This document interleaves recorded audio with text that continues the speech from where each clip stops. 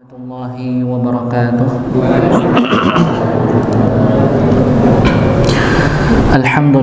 Alhamdulillahi nahmaduhu wa nasta'inuhu wa nastaghfiruh wa na'udzu billahi min shururi anfusina wa min sayyiati a'malina. May yahdihillahu fala mudilla lahu wa may yudlil fala hadiya lahu. Asyhadu an la ilaha illallah wahdahu la syarika lahu wa asyhadu anna Muhammadan 'abduhu wa rasuluh. Qala Allah Ta'ala fi kitabihil karim, a'udzu billahi minasyaitonir rajim. Ya ayyuhalladzina amanu taqullaha haqqa tuqatih wa la tamutunna illa wa antum muslimun. Wa qala Nabi sallallahu alaihi wasallam, man salaka tariqan yaltamisu fihi ilman sahalallahu lahu bihi tariqan ila jannah. Alhamdulillah, kita bersyukur pada Allah Subhanahu wa taala yang masih memberikan kita kesehatan dan waktu sempat pada malam hari ini, sehingga kita bisa melanjutkan kembali sama-sama untuk mentadabburi surat Al-Insyiqaq sampai pada ayat yang keempat seingat saya, yang sudah kita sama-sama tadabburi. Berikutnya, sebelum kita mulai untuk membahas tadabbur pada surah Al-Insyiqaq, mari kita awali pertemuan ini dengan baca Al-Fatihah dan dilanjutkan dengan murajaah, mengulang kembali surat Al-Insyiqaq dari ayat pertama sampai dengan ayat yang terakhir. Kita mulai dari ta'awud. A'udzu billahi minasy syaithanir rajim. Bismillahirrahmanirrahim. Alhamdulillahi rabbil alamin. Ar-Rahmanir-Rahim. Maliki yaumiddin. Iyyaka na'budu wa iyyaka nasta'in. Ihdinas siratal mustaqim. Siratal ladzina an'amta 'alaihim ghairil maghdubi 'alaihim waladdallin.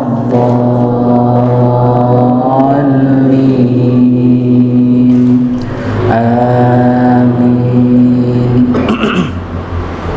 Bismillahirrahmanirrahim. Idzas samaa'u syaqqat wa adinat li rabbiha wa huqqat wa idzal ardu muddat wa alqat ma fiha wa takhallat wa adinat li rabbiha wa huqqat.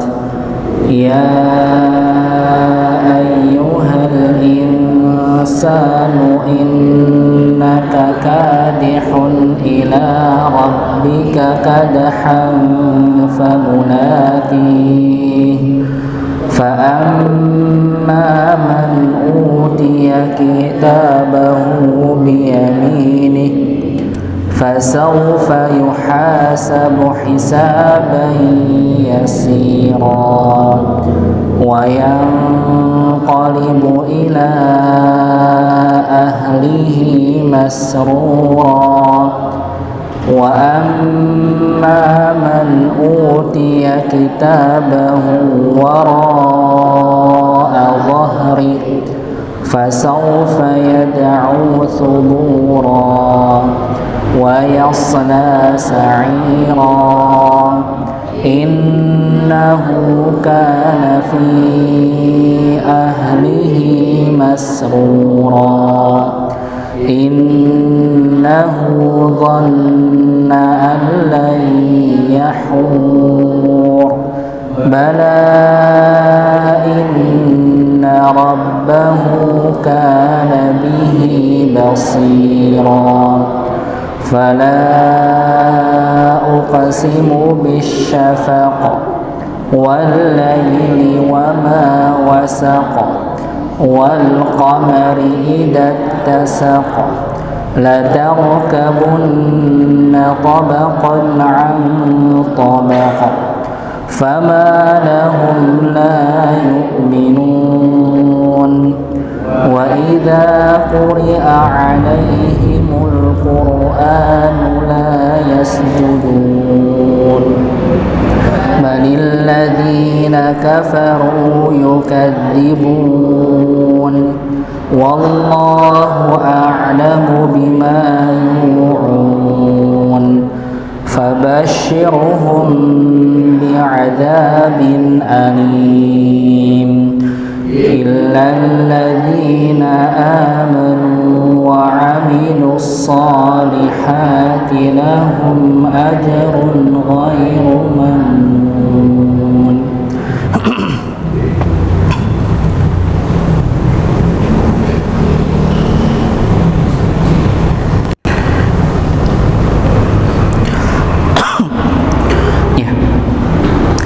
Kita lanjutkan sama-sama untuk membahas tadabbur pada surat Al-Insyiqaq yang sudah tadi kita baca.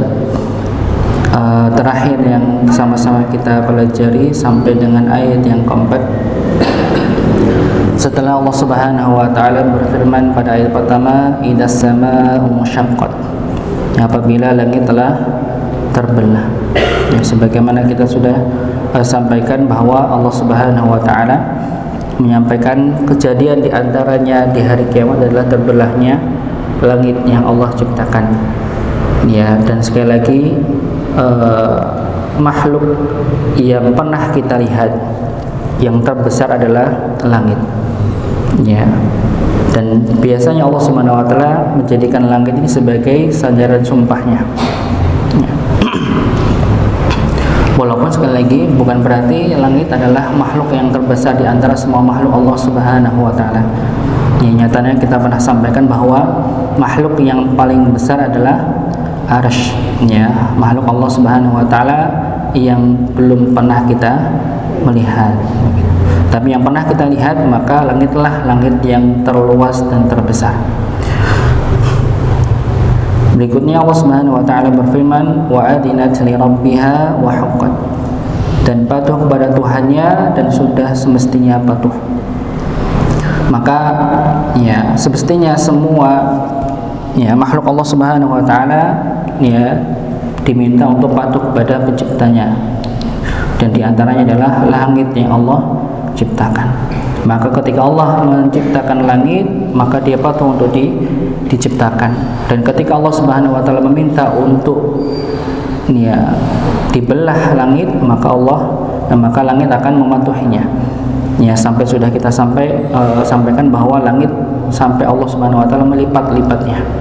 Walaupun sekali lagi apa yang disampaikan oleh Allah Subhanahu wa taala tidak bisa kita bayangkan dengan akal kita. Berikutnya ayat yang ketiga, wa idal ardu muddat, dan apabila bumi diratakan, ya, maka ini sudah disampaikan oleh Syekhul Islam Ibnu Taimiyah bahwa bumi itu bulat, sebagaimana sudah menjadi sepakatan para ulama bahwa bumi ini diciptakan dalam keadaan bulat. Tapi pada suatu saat nanti Allah Subhanahu wa taala akan menjadikan bumi ini menjadi datar, dibentangkan menjadi datar. Untuk apa? Untuk dikumpulkannya semua manusia dari Nabi Adam sampai nanti akhir manusia. Allah akan kumpulkan di padang mahsyar. Maka pada ayat yauma tubaddalul ardu, di sini Allah Subhanahu wa taala akan mengganti dengan bumi yang lain.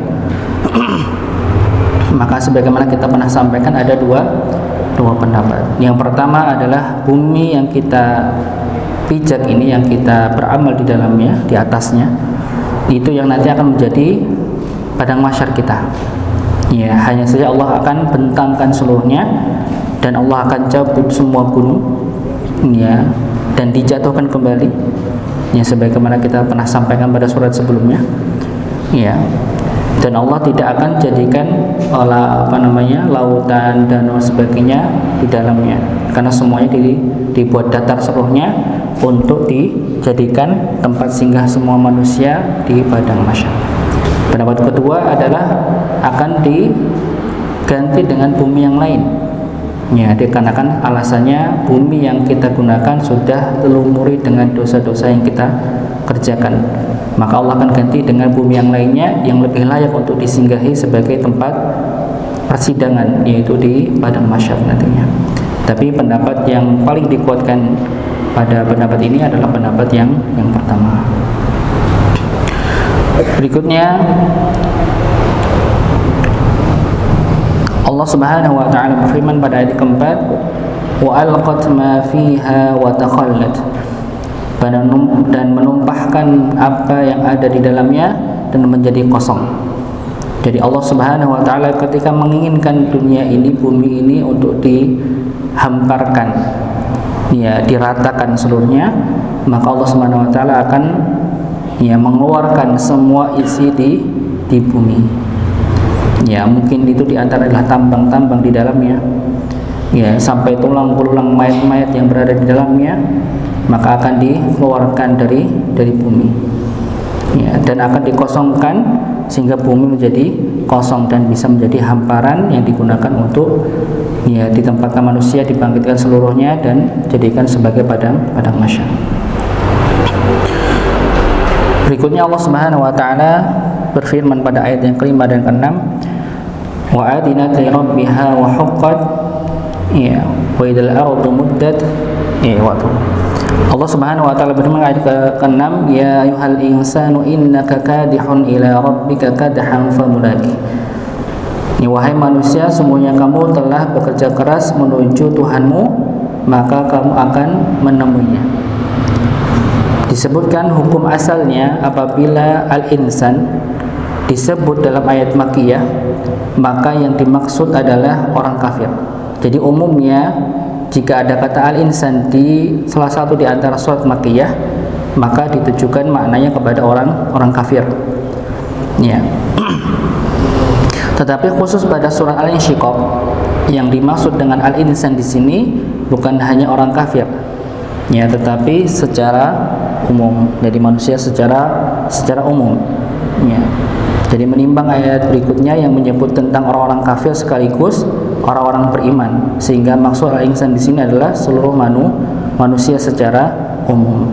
Jadi ketika Allah Subhanahu wa taala berfirman, ya ayyuhal insanu innaka kadihun ila rabbika kadhan famulaki, maka manusia, sungguh kamu telah bekerja keras menuju Tuhanmu, maka kamu akan menemuinya. Jadi yang dimaksud al-insan ini adalah semua manusia, mau mereka yang kufur kepada Allah maupun yang beriman kepada Allah Subhanahu wa taala akan menemuinya. Walaupun nanti di sini ada perbedaan pendapat mengenai tentang menemuinya, menemui siapa? Allah atau amal perbuatannya. Walaupun ini pendapat ini tidak menjadi pendapat yang pertentangan antara pendapat satu dengan yang lainnya. Dalam ayat ini Allah tidak menyebutkan usaha apa yang dilakukan manusia, karena usaha seorang manusia mencakup baik itu kebaikan ataupun keburukan. Ya, sungguhnya dalam ayat dijelaskan setelah itu dia akan menemukan hasilnya. Sebagian mengatakan bahwasanya dia akan bertemu dengan Rabb-nya. Namun kedua pendapat ini saling berkaitan. Jika dia bertemu dengan Rabb-nya, maka dia akan bertemu juga dengan hasil usahanya. Ya, hasil usahanya tersebut di sisi Rabb-nya. Adapun yang kita kerjakan sekarang ini akan kita lihat hasilnya di akhirat kelak. Kebaikan maupun keburukan, Allah Subhanahu wa taala berfirman, "Faman ya'mal mithqala dzarratin khairan yarah, wa man ya'mal mithqala dzarratin syarran yarah." Maka barang siapa yang mengerjakan kebaikan, ya, seberat zarah, niscaya dia akan melihat balasannya. Dan barang siapa yang mengerjakan keburukan seberat zarah, niscaya dia akan melihat balasannya. Maka di sini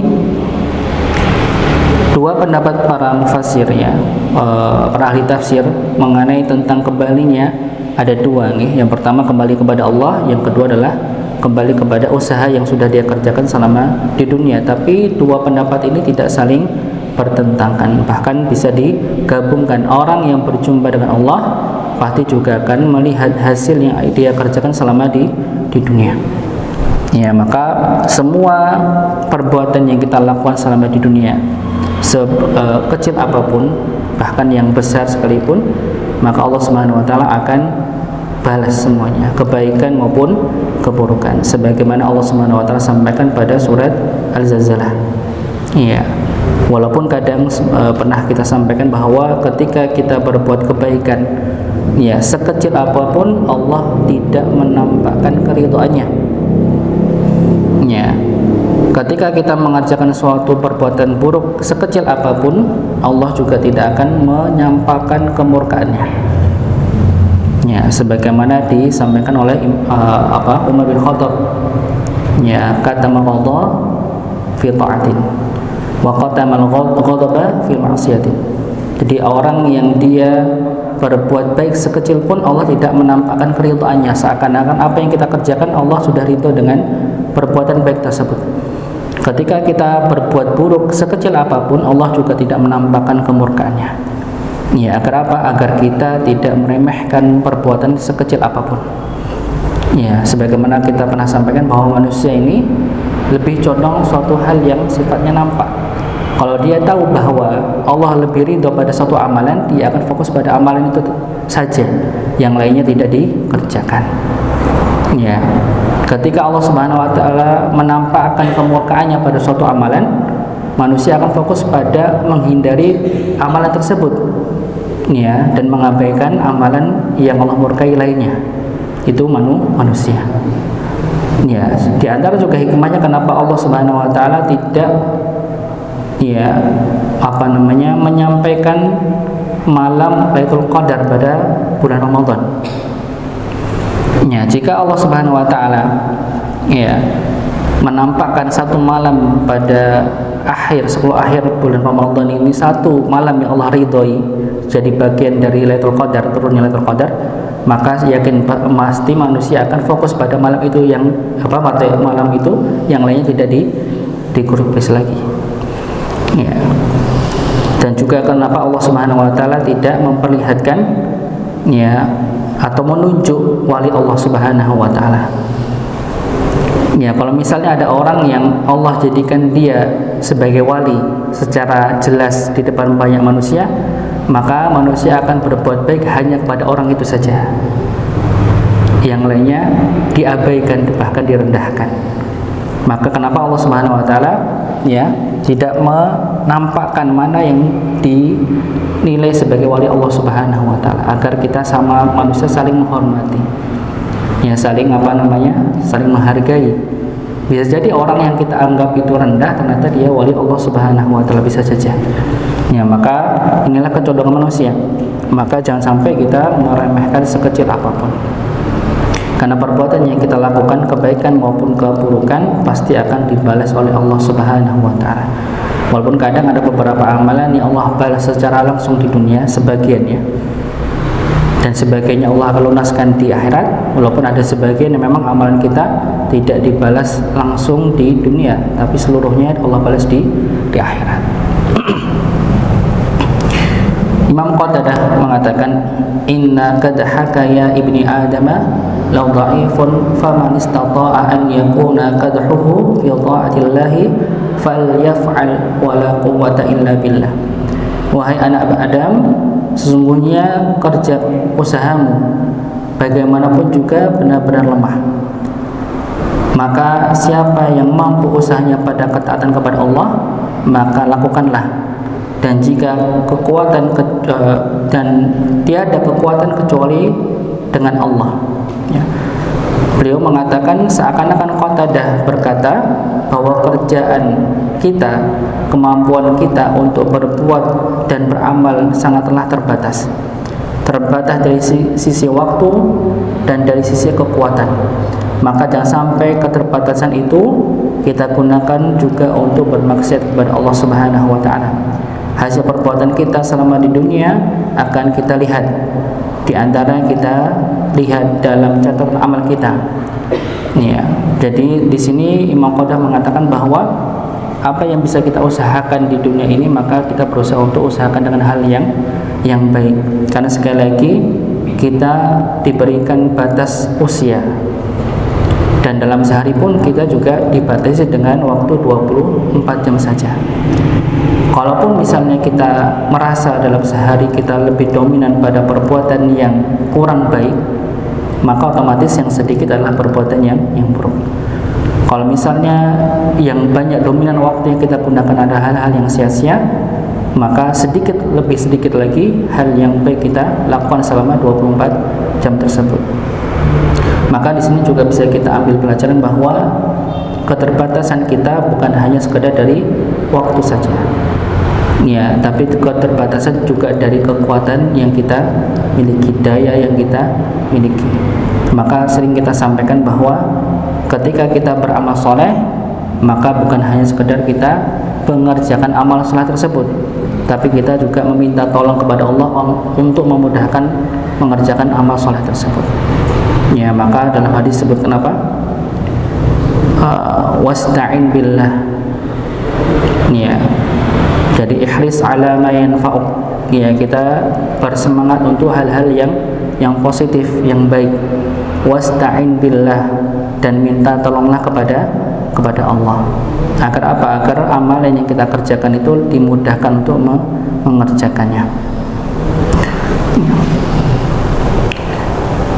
Berikutnya Allah Subhanahu wa taala berfirman, fa amma man utiya kitabahu bi yaminihi, maka adapun orang yang catatannya diberikan dari sebelah kanannya, fasawfa yuhasabu hisaban yasira, maka dia akan dihisab dengan hisab yang mudah. Semakna dengan ayat tersebut Allah Subhanahu wa taala berfirman dalam ayat yang lain, fa amma man utiya kitabahu bi yaminihi fayaqulu ha umqra'u kitabiyah inni dhanantu anni mulakin hisabiyah. Adapun orang yang kitabnya diberikan di tangan kanannya, maka dia berkata, ambillah, bacalah kitabku ini, sungguhnya aku yakin bahwa suatu saat aku akan menerima perhitungan terhadap diriku. Ya, di sini Allah Subhanahu wa taala menyampaikan pada kita gambaran, ya, rasa bahagia bagi mereka yang menerima rapotnya, amal kebaikannya, amal catatannya itu pada bagian tangan kanannya. Ya, sebagaimana pada surat Al-Haqqah ini Allah Subhanahu wa taala menggambarkan bagi mereka yang menerima, ya, catatan amalnya dengan tangan kanannya, maka dia, ya, menyampaikan dengan kegembiraan. Ya, sebagaimana dia mengatakan inni dhanantu anni mulakin hisabiyah. Ya, sungguhnya aku yakin bahwa suatu saat aku akan menerima perhitungan terhadap diriku. Maka Allah Subhanahu wa taala menggambarkan bagi mereka yang menerima amalan baiknya, catatan amalannya di tangan kanannya, bahwa sungguhnya ketika dia di dunia dia penuh keyakinan bahwa pada suatu saat nanti dia akan menerima hal tersebut. Ya, dikarenakan apa? Tidak mungkin orang itu tidak yakin dan dia akan mudah untuk melaluinya tanpa keyakinan, tidak mungkin. Ketika dia yakin bahwa nanti suatu saat ada hari pembalasan, maka tentunya ketika dia di dunia, ya, dia akan mudah untuk melakukan amal-amal soleh lainnya. Ya, dikarenakan keyakinan itu akan ada balasan setelahnya. Ya, bagi mereka yang tidak punya keyakinan sebagaimana orang-orang kafir Quraisy, mereka tidak ada keyakinan ada namanya hari pembalasan. Maka untuk hal-hal baik pun dia tidak terfikirkan karena tidak ada keyakinan di dalamnya.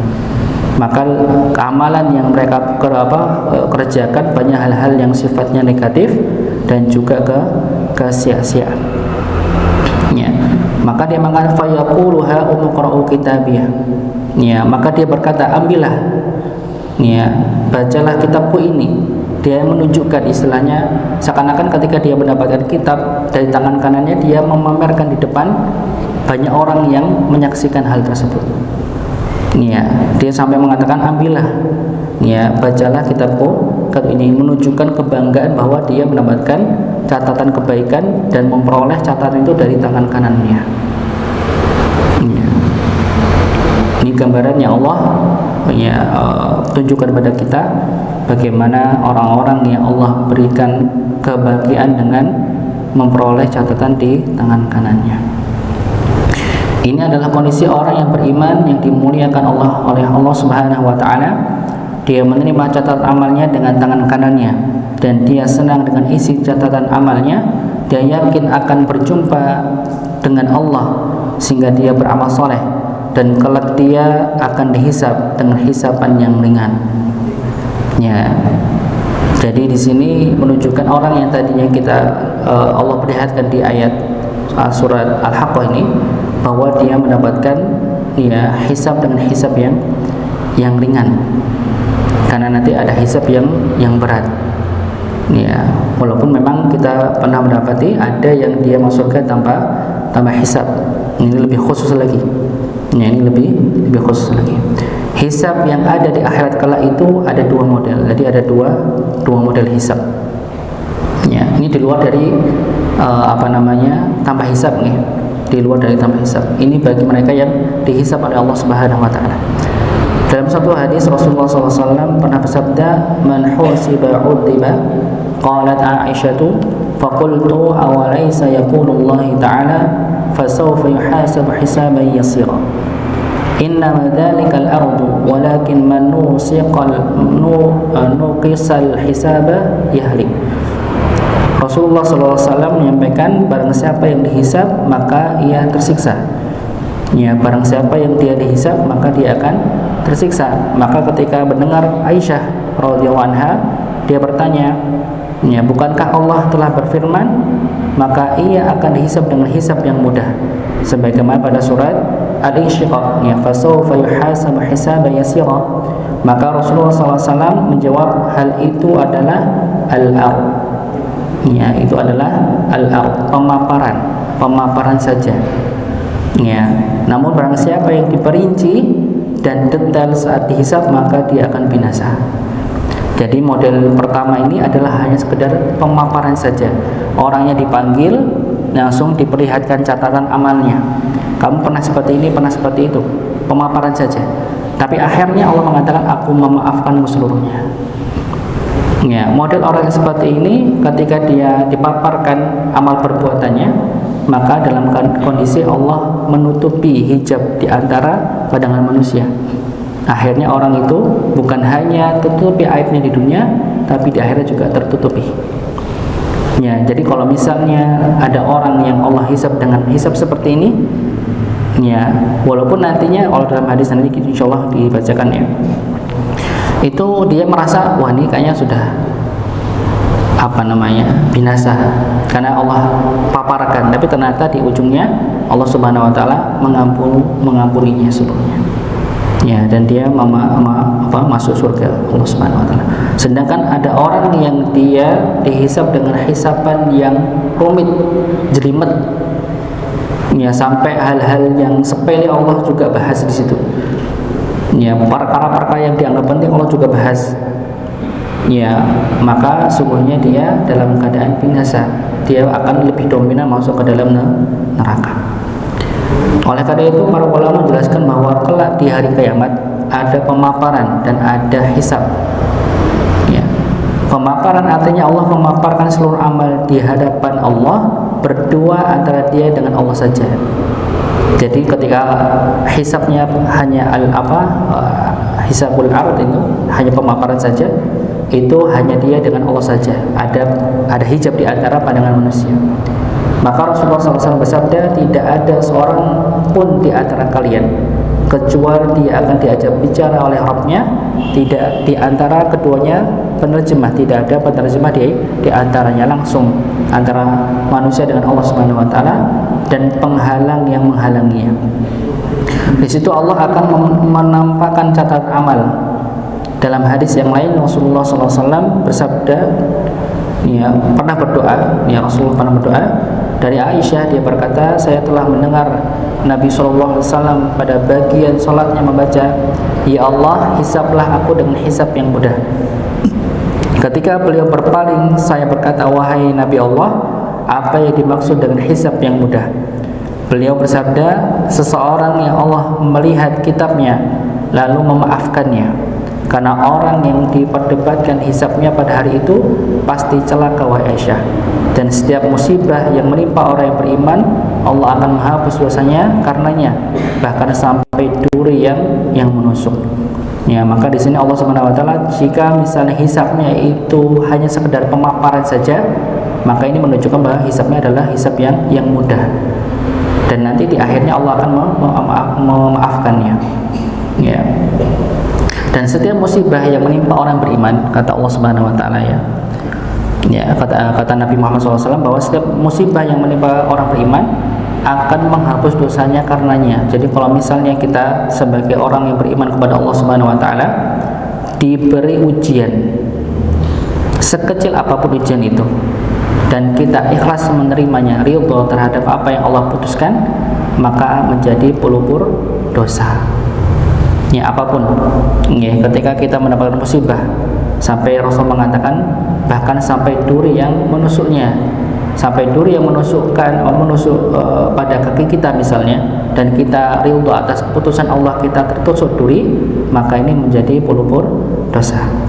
Ya, entah sakit yang kita rasakan, entah permasalahan apapun yang kita rasakan di dunia, ketika kita ikhlas terhadapnya, maka ini adalah pelupur dosa kita.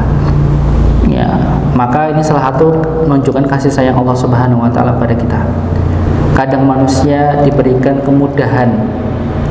Ya, contohnya, ya misalnya kita tahu bahwa Allah Subhanahu wa taala perintah pertama untuk menjalankan sholat berapa waktu, Bapak Ibu? 50. Okay. Akhirnya dikasih diskon jadi berapa? 5. Tapi banyak yang masih minta gratisan. Okay. Sudah dikasih awal perintahnya 50 waktu, bukan 50 rakaat, 50 waktu. Ya, Allah berikan keringanan sampai 5 kali waktu sehari. Tapi banyak mereka yang tidak menjalankan sama sekali. Jadi seolah-olah minta gratisan, sudah didiskon tapi mintanya gratisan. Kadang orang tidak melaksanakannya. Allah tahu manusia seperti apa. Akhirnya cara diantara yang Allah berikan untuk orang ini mendapatkan ampunannya, karena kan kita tahu nih, orang yang menjalankan ibadah wajibnya dia sebagai pelupur dosa juga. Ya. Maka pun ketika dia tidak menjalankan hal-hal yang sifatnya seperti itu, maka Allah punya cara lain dengan memberikan namanya musibah. Ya. Ketika mungkin dikasih amalan kok nggak mempan diamalkan, dikasih itu juga nggak mempan dikerjakan, ya Allah kasih cara yang lainnya. Jadi menunjukkan apa? Allah itu ya memberikan jalan yang banyak kepada kita semua untuk meraih surganya. Dengan cara yang Allah banyak memberikan, diantaranya adalah ketika Allah memberikan musibah dan menjadi sebagai penghapus dosa kita. Allah tidak menghisab kaum mukminin secara detail, namun mencukupkan dengan al-ard. Allah hanya memaparkan dan menjelaskan semua amal tersebut di hadapan mereka. Demikian dijelaskan oleh Rasulullah SAW dalam hadis Ibnu Umar. Beliau berkata, aku telah mendengar Rasulullah SAW bersabda, sesungguhnya Allah mendekati seorang mukmin lalu meletakkan padanya sitar, asalnya berarti sayap burung yang digunakan untuk menutupi dirinya dan telurnya. Ya, ada penutup begitu ya. Dan menutupinya dari pandangan orang lain. Lalu Allah berseru, tahukah engkau dosa ini? Tahukah engkau dosa itu? Mukmin tersebut menjawab, ya, wahai Rabbku. Hingga bila selesai menyampaikan semua dosa-dosanya dan mukmin tersebut melihat dirinya telah binasa. Jadi ketika Allah memberitahu ini dosamu, dosa ini, dosa itu begitu nih, maka dia merasa wah ini kayaknya sudah habis lah, ya begitu ya. Orang yang disidang Allah itu dipaparkan itu merasa sudah habis kayaknya, sudah binasa begitu. Allah Subhanahu wa taala berfirman, aku telah merahasiakan menutupi dosa itu di dunia dan aku sekarang mengampunimu. Ya, ini menunjukkan kasih Allah Subhanahu wa taala. Allah sudah menutupi aibnya di dunia di hadapan manusia, dan Allah pun juga menutupinya di akhirat kelak. Bahkan Allah mengampuni semua dosa yang kita kerjakan. Lalu dia diberi kitab kebaikannya, sedang orang kafir dan munafik, maka Allah berfirman, orang-orang inilah yang telah berdusta terhadap Rabb mereka. Ingatlah kutukan Allah ditimpakan atas orang-orang yang berbuat zalim. Jadi salah satu tanda orang yang Allah terima amalannya kebaikannya adalah ketika dia menerima amal catatan perbuatannya dari tangan kanannya. Ini dari tangan kanannya.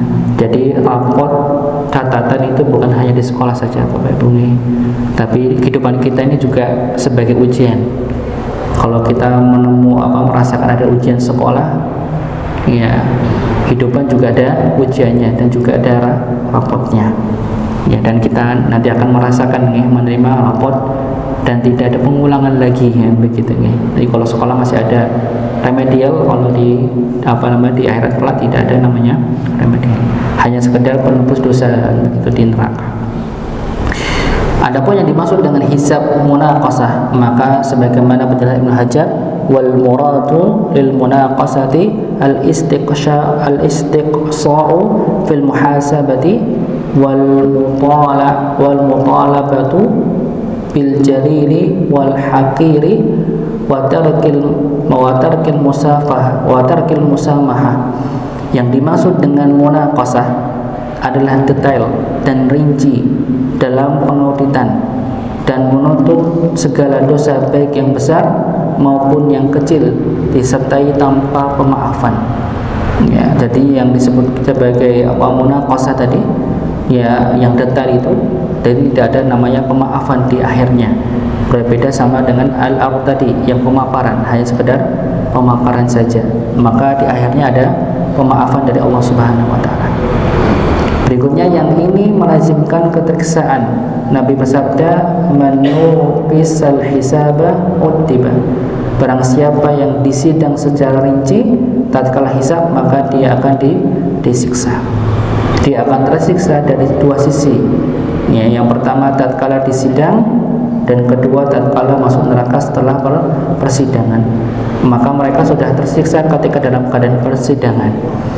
Ya, maka pernah kita sebutkan nih, salah satu ustadz yang pernah dituduh korupsi, ya, Ustadz Bakhtiar Nasir, ketika beliau dituduh mengkorupsi dana aksi 212, ya, beliau pernah dituduh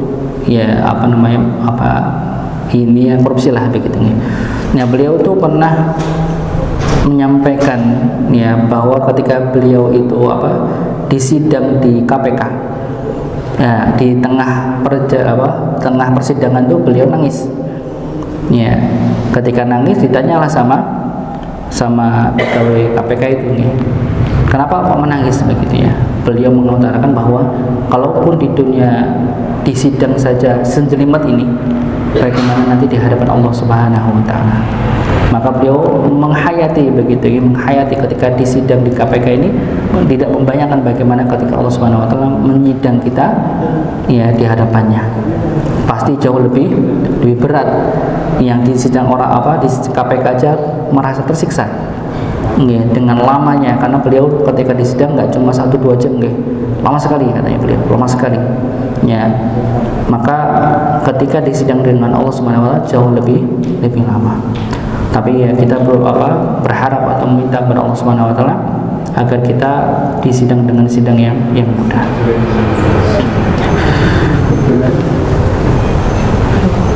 Jam berapa? Sudah. Nih. Ya. 9 nih yang terakhir.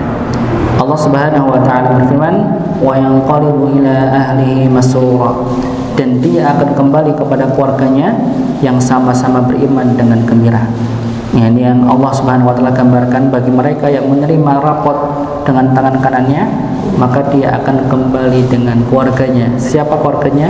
Yang mereka sama-sama masuk surga, kan begitu nih, yang sama-sama masuk surga, beriman kepada Allah, meninggal dalam keadaan husnul khatimah dan masuk ke dalam surga. Mereka akan reunian, akan berjumpa di surga nanti. Ya, adapun orang yang mukmin maka dia akan dihisab dengan hisab yang ringan.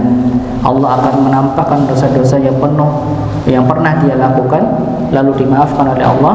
Dia pun bergembira karena menerima catatan amal dengan tangan kanannya. Kemudian dia kembali kepada istri-istrinya di surga dengan penuh kegembiraan, baik itu istri-istri yang menjadi istrinya di dunia yang masuk surga bersama dia, atau istri-istri dari kalangan bidadari yang Allah siapkan untuk dirinya. Ya, jadi ini ayat 9 ini mengabarkan bagi mereka yang mendapatkan catatan dari amal dari tangan kanannya, maka dia akan bergembira dengan keluarga-keluarganya. Ya, tentunya keluarganya yang dia juga sama-sama masuk surga. Maka berusahalah bagi kita yang Allah berikan keluarga, ya, maka semoga bisa dipertemukan di akhirat kelak di surga Allah Subhanahu wa taala. Ya, tentunya bagi kita orang tua yang memiliki anak, kita sebagai suami yang memiliki istri, ya, maka berusaha untuk saling mengingatkan, ya, dalam kebaikan, dan bisa dengan harapan bisa berjumpa di akhirat kelak. Mungkin ini yang bisa kami sampaikan. Kami mohon maaf jika ada yang kurang dari apa yang kami sampaikan. Wallahu ta'ala alam. Kita tutup dengan doa kafaratul majlis. Subhanakallahumma wa bihamdika asyhadu an la ilaha illa anta astaghfiruka wa atubu ilaik. Assalamualaikum warahmatullahi wabarakatuh.